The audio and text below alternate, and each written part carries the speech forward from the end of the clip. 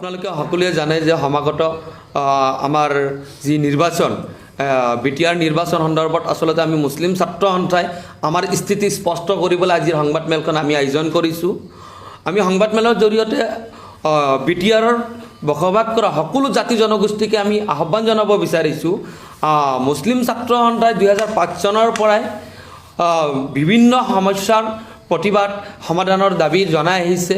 তেনে ক্ষেত্ৰত আচলতে আমি বিগত 15 বছৰে হাগ্ৰামা মহিলাৰী ডাঙৰীয়াক বিটিচিৰ সংখ্যালঘু মুছলমানসকলৰ বিভিন্ন সমস্যা সমাধানৰ নামত অকল স্মাৰক পত্ৰই প্ৰেৰণ কৰি থাকিলোঁ, কিন্তু তেওঁৰ জৰিয়তে আমি কোনো ধৰণৰ সমস্যা সমাধান কৰিব নোৱাৰিলোঁ। তেনে ক্ষেত্ৰত আমি সেই ভ্ৰষ্টাচাৰী এই হাগ্ৰামা মহিলাৰী নেতৃত্বাধীন বিপিএফক আমি আগন্তুক নিৰ্বাচনত আমি আচলতে বৰ্জন কৰাৰ এক সিদ্ধান্ত আমি উপনীত হৈছোঁ। আমাৰ কথা এনেকুৱা যে আমাক কি লাগে, মানুহ এজন জীয়াই থাকিবলৈ শান্তিপূৰ্ণভাৱে আমাৰ সামাজিক যি ব্যৱস্থা, আমি শান্তিপ্ৰিয় এটা সমাজ বিচাৰি আছিলোঁ। এই নেতাৰ নেতৃত্বত বিটিচি এলেকাত আপোনালোকে জ্ঞাত যে আমাৰ ওপৰত বৰ্বৰ এবাৰ নহয় দুবাৰ নহয় তিনিবাৰকৈ অত্যাচাৰ কৰা হ'ল, আক্ৰমণ কৰা হ'ল, আমাৰ মানুহখিনি মাটি বাৰী জান হেৰাব লগা হ'ল।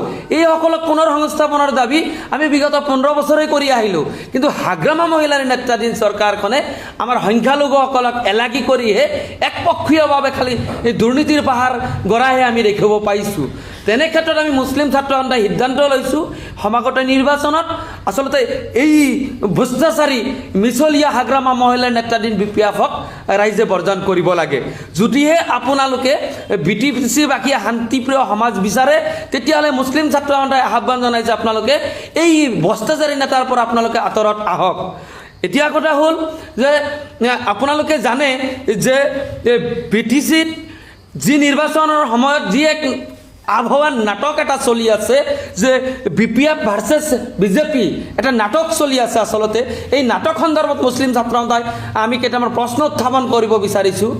বিজেপিয়ে কৈ আছে, বিজেপিৰ ৰাজ্যিক সভাপতি ৰঞ্জিত দাস ডাঙৰীয়াই কৈ আছে, ইপিনে হেমন্ত বিশ্ব শৰ্মা ডাঙৰীয়াই মুক্ত মঞ্চত কৈ আছে যে হাগ্ৰামা মহিলাৰ গালি পৰাও আমি দেখিব পাইছোঁ। আমাৰ প্ৰশ্ন যে আপোনালোকে এই যে নাটক কৰি আছে, আমাক কি আচলতে মূৰ্খ বুলি ভাবিছে নেকি? বিটিআৰ বাসীক কি আপোনালোকে অশিক্ষিত বুলি ভাবিছে নেকি? অজ্ঞ বুলি ভাবিছে নেকি? আপোনালোকে আমাক ললিপপ দিব, আমি ললিপপ খাই সন্তুষ্ট থাকিম নেকি? আপোনালোকে যে কৈছে যে তেওঁলোকৰ লগত আমাৰ মিত্ৰতা নাই, তেনে ক্ষেত্ৰত আপোনালোকৰ চৰকাৰৰ 3টাকৈ মন্ত্ৰী কেনেকৈ আপোনালোকৰ চৰকাৰৰ লগত তেওঁলোকে মন্ত্ৰিত্ব লাভ কৰি তেওঁলোকে মন্ত্ৰিত্বত দায়িত্ব পালন কৰি আছে, সেই স্পষ্ট কৰক। হাগ্ৰামা মহিলাৰীও কৈছে আমাৰ লগত বিজেপিৰ লগত নাই, আমি বিজেপিৰ লগত নাই, আমি অকলেই কৰিব পাৰোঁ। এই যে স্থিতি, তেওঁ যদি ইমানেই দক্ষ নেতা, তেতিয়াহ'লে তেওঁৰ স্থিতি স্পষ্ট কৰক। প্ৰথমে তেওঁ ৰাজহুৱাভাৱে তেওঁলোকৰ দলৰ যি মন্ত্ৰী, এই মন্ত্ৰিত্বৰ পদ তেওঁলোকে পদত্যাগ কৰক, তাৰপিছতহে আমি মানি ল'ম যে নাই বিজেপি আৰু বিপিএফৰ মিত্ৰতা নাই। এতিয়া কথা হ'ল আচলতে আচল কথাটো ৰাইজক আমি ক'ব বিচাৰিছোঁ যে বিপিএফ আৰু বিজেপিৰ মিত্ৰতা এতিয়াও বাহাল আছে, আগন্তুক দিনতো থাকিব। কাৰণ বিপিএফ মুষ্টিমেয় পলাৰাইজ পলিটিক্স কৰি আহিছে, বিজেপিও ঠিক পলাৰাইজ পলিটিক্সহে ভাল পায়। গতিকে একে পাত্ৰৰ একে চৰিত্ৰৰ মানুহ যিহেতু এওঁলোকৰ লগত মিতাৰালি আছে আৰু থাকিব। আচলতে কথা হ'ল বিপিএফক সংখ্যালঘু ভোট লাগে। তেওঁলোকে স্পষ্টভাৱে জানে যে বিজেপিৰ লগত মিত্ৰতাত থাকিলে সংখ্যালঘু ৰাইজে আমাক সমৰ্থন নকৰিব, ভোটিং নকৰিব। সেইকাৰণে এটা নাটকে আৰম্ভ কৰিছে। এই নাটকত বিপিএফে সংখ্যালঘু ভোটৰ বিভাজন কৰে, তেওঁলোকৰ স্বাৰ্থ সিদ্ধি কৰিব। ইপিনে আকৌ এই অনাবৰই হওক বা ইউপিপিএলে হওক, যাতে তেওঁলোকে অনাবৰৰ ভোট নাপায়, অনাবৰৰ ভোটখিনি ডাইভাৰ্ট কৰিবলৈ আচলতে বিজেপিয়ে য'তে মতে যাই কিনে যি টি মন্তব্য আগবঢ়োৱা বুলি আমি দাবী উত্থাপন কৰিছোঁ। আচল কথাটো এইটো। গতিকে মুছলিম ছাত্ৰ সন্থাৰ স্পষ্ট কথা, ইতিমধ্যে ইউপিপিএল প্ৰধান আপোনালোকে জানে প্ৰমোদ বড়ো ডাঙৰীয়া, প্ৰমোদ বড়ো যিহেতু এজন প্ৰাক্তন ছাত্ৰ নেতা, তেখেতৰ লগত আমাৰ তেখেতৰ এটা আন্তৰিকতা সেই ছাত্ৰ সংগঠনৰ পৰাই এটা আছিলে। তেখেতৰ লগত আমি বহিছিলোঁ, আমি কৈছোঁ যে আপুনি যিহেতু এজন সুদক্ষ ছাত্ৰ নেতা আছিলে, গতিকে আপোনাৰ নেতৃত্বত যিহেতু ইউপিপিএল নেতৃত্বাধীন চৰকাৰ হ'বলৈ গৈ আছে, তেনে ক্ষেত্ৰত আমাৰ কিছুমান ক'বলগীয়া দাবী আছে। দাবীখিনি আপুনি আমাৰ পূৰণ কৰে, নিশ্চয় আমি অনাগত নিৰ্বাচনত আপোনালোকৰ প্ৰতি আমি এটা সহমত আগবঢ়াম। তেনে ক্ষেত্ৰত আমাৰ প্ৰথম দাবী আছিলে আচলতে যে আমাৰ যিহেতু BTC এলেকাত সংখ্যালঘু বোৰ্ড গঠন হৈছে, আপোনালোকে জানে এই সংখ্যালঘু বোৰ্ডক BPF প্ৰধান হাগ্ৰাম আমলেৰ নেতৃত্বত কি হৈছিলে যে ST আৰু HCৰ মানুহক আচলতে চেয়াৰমেন বনাই থৈছিলে। এইটো কোৰ কথা? আমাক কি মূৰ্খ বনাইছে নেকি?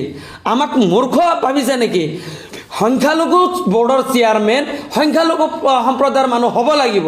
এই ক্ষেত্ৰত আমি আচলতে EPPL প্ৰধানৰ প্ৰাক্তন নেতাগৰাকীৰ লগত যেতিয়া আমি আলোচনাত মিলিত হৈছিলোঁ তেতিয়া সহমত প্ৰকাশ কৰিছে। তেখেতে কৈছে সংখ্যালঘু বোৰ্ডে সংখ্যালঘুৰ উন্নয়নৰ কাৰণে কাম কৰিব, তাত সংখ্যালঘুৰ নেতাৰ জৰিয়তে নেতৃত্ব হ'ব, তাত আমি ধন্যবাদ জনাইছোঁ। আৰু তাৰ লগত কথা হ'ল যে আমাৰ BTCত আমাৰ যিখিনি আচলতে আমাৰ সম্প্ৰদায় আচলতে শিক্ষাৰ দিশত আমি বহুত পিছ পৰি আছোঁ। আমাৰ সংখ্যালঘু অধ্যুষিত অঞ্চলসমূহত আপোনালোকে পৰিভ্ৰমণ কৰিব, যদি 300 ছাত্ৰ ছাত্ৰী আছে মাত্ৰ এজন শিক্ষক আছে।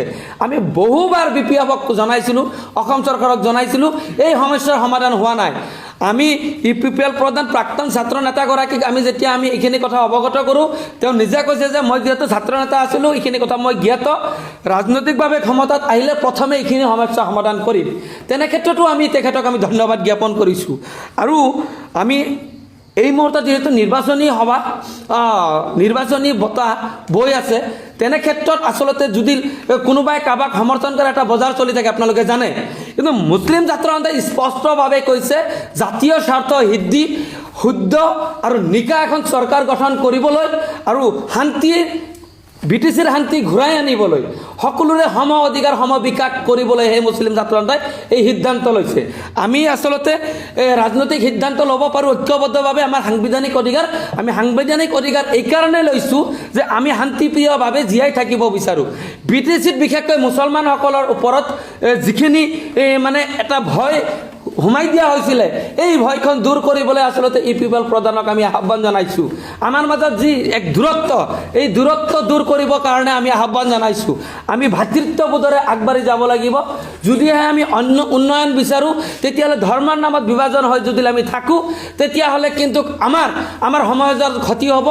বড়ো অনাবড়ো আমি সকলোৱে ভাই ভাই হৈ BTC-বাসীৰ ৰাইজে BTCৰ ক্ষেত্ৰত সহমত জনাই আমি এইবাৰ vote for change, vote for development, vote for unity এই সিদ্ধান্তটো আমি উপনীত হৈছোঁ। এইখিনি আমাক লাগে।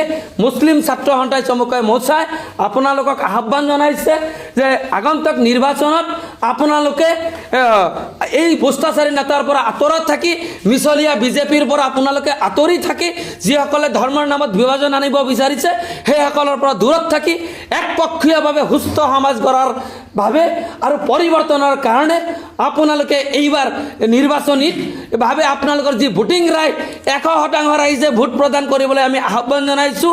EPPLৰ স্বাৰ্থত, সুস্থ সমাজ গঢ়াৰ স্বাৰ্থত, আমাৰ যুৱ সমাজক ৰাজনৈতিকভাৱে ক্ষমতা প্ৰদান কৰাৰ স্বাৰ্থত আমি এই সিদ্ধান্তত উপনীত হৈছোঁ। এই আহ্বান আপোনালোকক জনাইছোঁ। এই আমাৰো হয়তো কিছুমানে ভাবিব পাৰে, এটা ভুল চিন্তাধাৰা আমাৰ থাকিব পাৰে যে কিজানি পইচাৰ লোভত কিজানি মুছলিম ছাত্ৰ সন্থাই এই সমৰ্থন আগবঢ়াইছে। আপোনালোকে জানে BTCত শক্তিশালী অৰ্থনৈতিকভাৱে আচলতে কলামানীৰ ৰজা কোনো যুঁজত দুৰ্নীতি প্ৰয়াণ আমি তেতিয়াহ'লে BPFক সমৰ্থন কৰিলোহেঁতেন। আমি পইচাৰ লোভত কৰা নাই, এইখিনি আমি সুস্থ সমাজ গঢ়াৰ স্বাৰ্থতে এইখিনি কৰি আছোঁ। আপোনালোকে জানে বিগত 15 বছৰত 30% মুছলমান BTC এলেকাত আছে। তাৰ পিছতো হাগ্ৰাম মহিলাৰে আজিলৈকে এজন প্ৰাৰ্থিত্ব নবঢ়ালে। তাৰ অৰ্থ কি? তেওঁ মুছলিম বিৰোধী নহয়নে? তেওঁৰ দিনত আমাৰ খাইৰুলক হত্যা কৰা নহ'লনে? তেওঁৰ দিনত আমাৰ লাফিকুলক হত্যা কৰা নহ'লনে? এইসকলক যে হত্যা নীলা কৰা হৈছিলে আমি CBI ডিমাণ্ড বিচাৰি আছিলোঁ, CBI ইনকুৱাৰী হ'ব লাগে বুলি আমি বিচাৰি আছিলোঁ।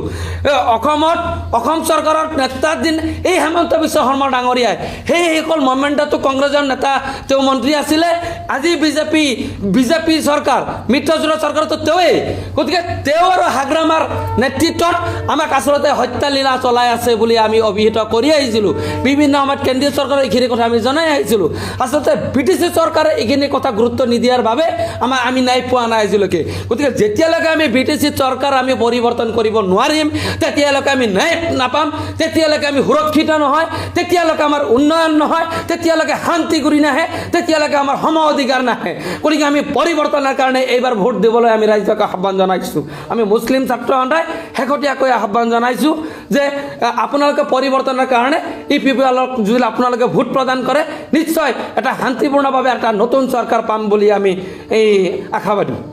মুঠতে BTADত যি সম অধিকাৰ সম ন্যায়ৰ কথা আছিলে তাত পৰা কিন্তু আমাৰ মুছলিম অধ্যুষিত অঞ্চলত বঞ্চিত হৈ আছে। গতিকে আমি মুছলিম ছাত্ৰ সন্থাই এটা সিদ্ধান্ত লৈছিলোঁ যেন এইবাৰ BTC অঞ্চলত পৰিৱৰ্তন হ'ব লাগে। যি পৰিৱৰ্তনৰ বতাহ বৈ আছিলে তাত আমি ৰাইজৰ সহমত প্ৰকাশ কৰিব লাগে। আজি চাওক যি BTADত এতিয়াও যি অবৈধ অস্ত্ৰসমূহ আছে সেইবিলাক বাজেয়াপ্ত কৰাৰ কাৰণে কিন্তু আমি বাৰম্বাৰ কৈ আছিলোঁ, কিন্তু আজিও এতিয়াও BTADত কিন্তু অবৈধ অস্ত্ৰ আছে বুলি আমি উমান পাইছোঁ। গতিকে এই ক্ষেত্ৰত অসমৰ গৃহ বিভাগৰ দায়িত্বত থকা মুখ্যমন্ত্ৰীকো আমি আহ্বান জনাম যেন BTADত থকা অবৈধ অস্ত্ৰসমূহ বাজেয়াপ্ত কৰিব লাগে আৰু যি হত্যাকাণ্ড যে পূৰ্বতে হৈছিলে তেনেকুৱা যাতে পুনৰবাৰ যাতে এই BTADত নহয়, এই ক্ষেত্ৰত গৃহ বিভাগে পূৰ্ণমানে নজৰ ৰাখিব লাগে বুলি আজিৰ এই সংবাদমেলৰ জৰিয়তে আহ্বান জনাইছোঁ।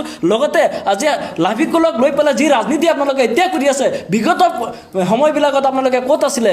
অকল নিৰ্বাচনৰ ইছ্যু হিচাপে আপোনালোকে লাফিকুলক ব্যৱহাৰ কৰিছে নেকি?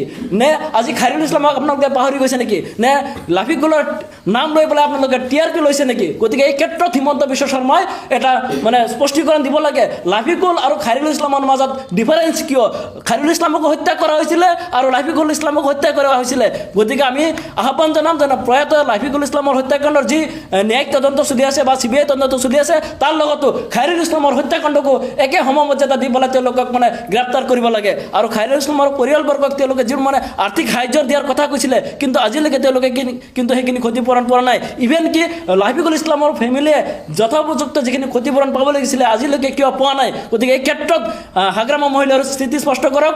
আমাৰ হিমন্ত বিশ্ব শৰ্মা ডাঙৰীয়াই যিজনে নেকি এতিয়া মানে আমাৰ BTADত মানে যি মানে হিন্দু মুছলমানৰ ৰাজনীতি কৰিব বিচাৰিছে, মানে মুছলমানৰ যিটো মানে ভোট বেংক হিচাপে ব্যৱহাৰ কৰা যিটো পন্থা অৱলম্বন কৰিছে, গতিকে আমি সকীয়াই দিছোঁ আপোনালোকে সংখ্যালঘুক লৈ পেলাই যি ৰাজনীতি আৰম্ভ কৰিছে সেই ৰাজনীতি বন্ধ কৰক, অন্যথা মুছলিম ছাত্ৰ সন্থাই কিন্তু পুনৰ অসমত জঙ্গী আন্দোলন গঢ়ি তুলিবলৈ বাধ্য হ'ব।